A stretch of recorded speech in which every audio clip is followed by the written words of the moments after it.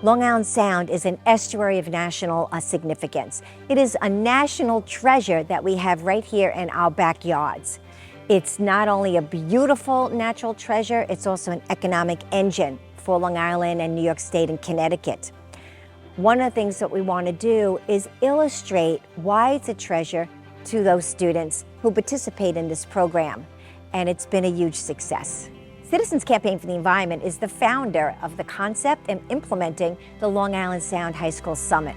This is the 4th year. It has grown every year, and each year it seems like the projects get more and more sophisticated and more relevant to current challenges for the Long Island Sound.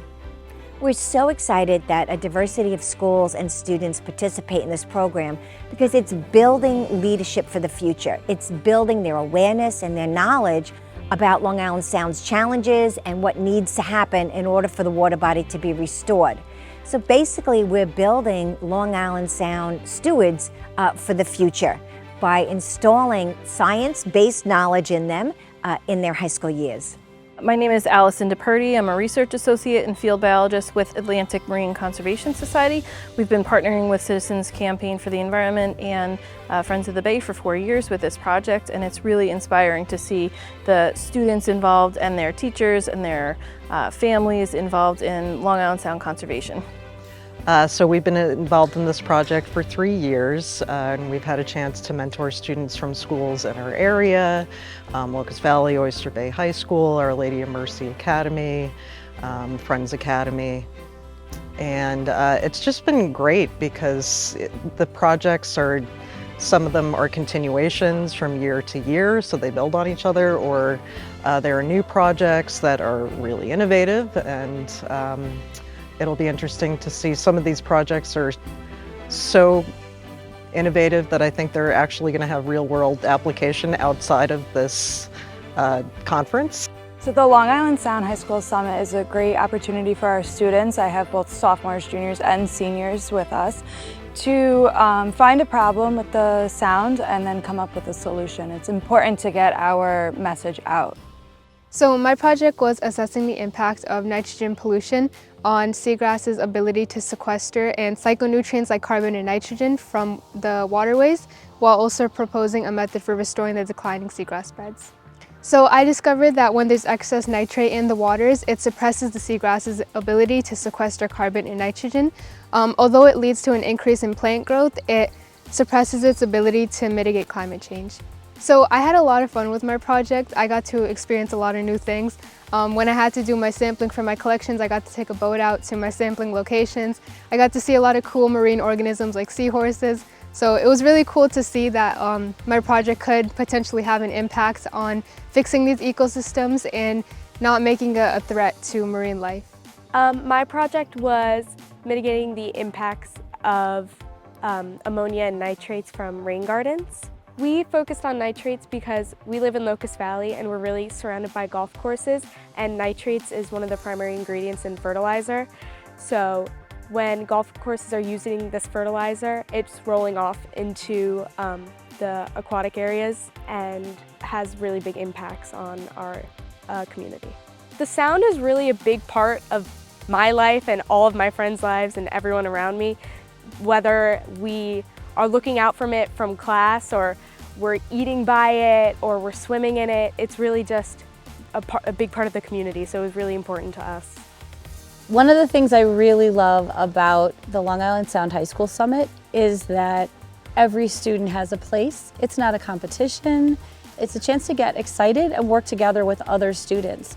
So students who are doing all types of projects, from physical sciences to social sciences, find a home and reach out to each other and inspire each other. Even a few years ago, some of the things that our students were doing inspired some of the students in COMAC to say, we want to do that too.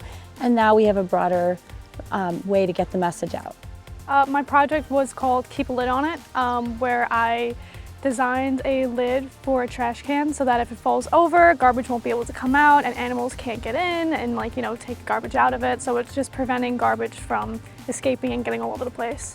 I brought a sample letter that I was going to send to the town supervisor, and we also got signatures of hopefully everybody that was here to just kind of show, hey, we all want to implement this and this is something that we think would help our community and our environment. The goal is to get Smithtown to put this on their beaches. Well, Comac High School is right in the watershed. We have a local stream called the Nissequag River, and anything that we do at the school or even in our community will affect the watershed, and that means basically empty out into the Long Island Sound and impact the sound.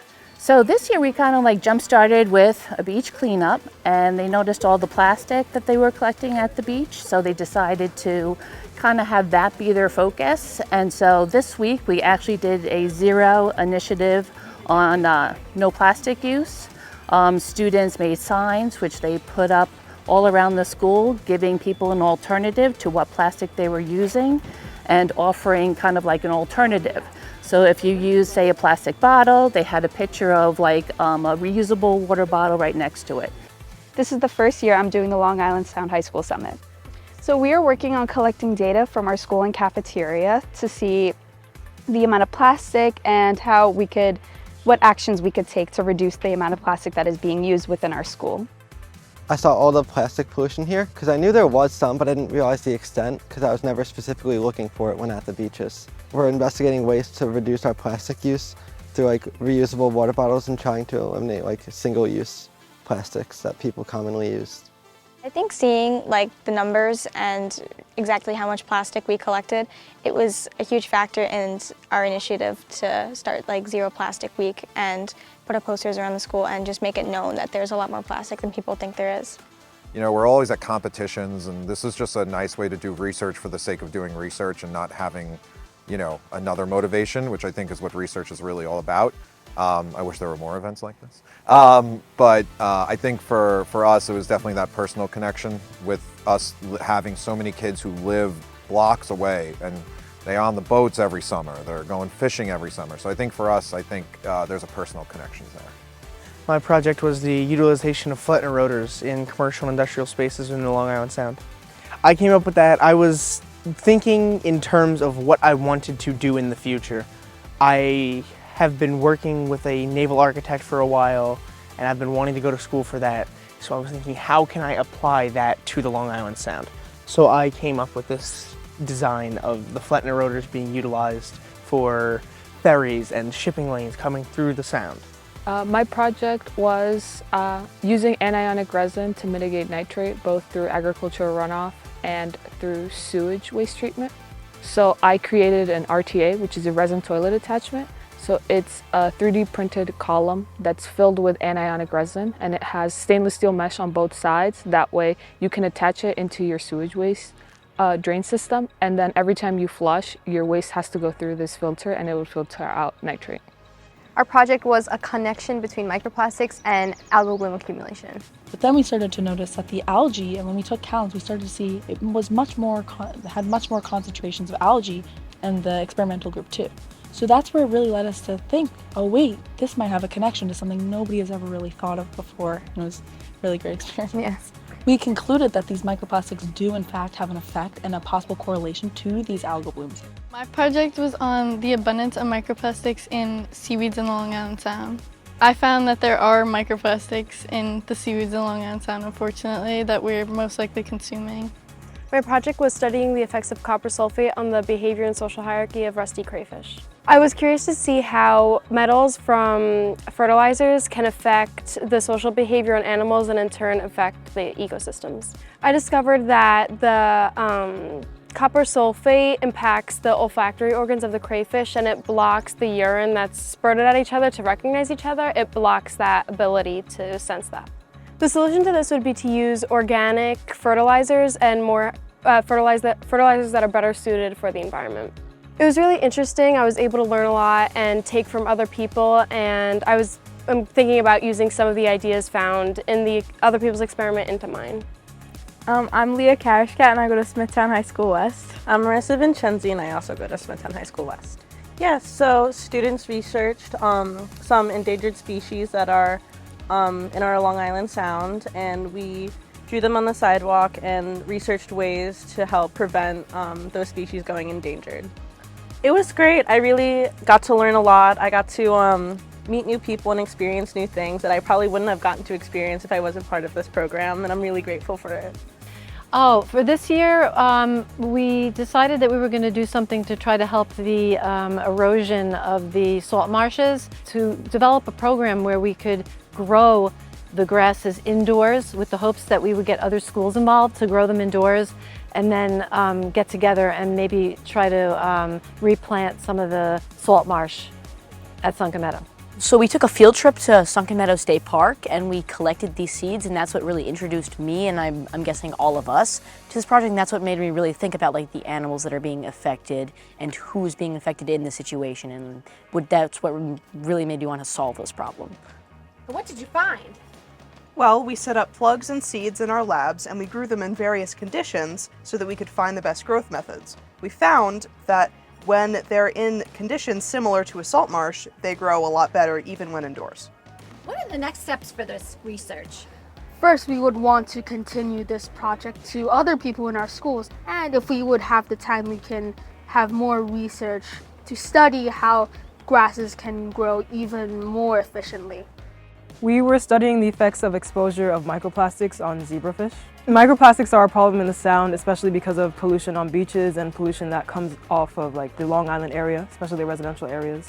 It was a really good experience. We got the opportunity to do funded research thanks to all the organizations that helped us, and we were able to do a lot more things than we would have been able to do on our own. The Sound is really important to me just because of my community, and growing up here it's always been like a big part of my life, like going to all of the beaches, and really just like it's a local like part of like the environment that I think we should all take care of. The students at the schools that we work with are really impressive. They come up with new ideas every year. They are really thoughtful in the research that they're doing. They work with a lot of different species that some of them I haven't heard about before. So it's really inspiring to see the level of commitment that these students have. This year's projects especially were very diverse. There was community action and getting younger students involved with recycling and music, and using a lot of different avenues to get marine conservation and Long Island Sound conservation to the public and to activities. There was a lot of different really scientific research focused programs, but there was a lot of different ways to get people involved. So it was really inspiring. It's really impressive. We've gotten a lot more involvement with volunteer work for Atlantic Marine Conservation Society through our involvement with the schools. Because of this project, we've seen some of the schools start to collaborate, like Smithtown and Comac. They come together now, they do beach cleanups together. We've seen several of the projects implemented. Rain gardens are being built. We have butterfly gardens that are being built. And it really does make a difference when the students motivate local government, but also the school to participate in these kind of projects.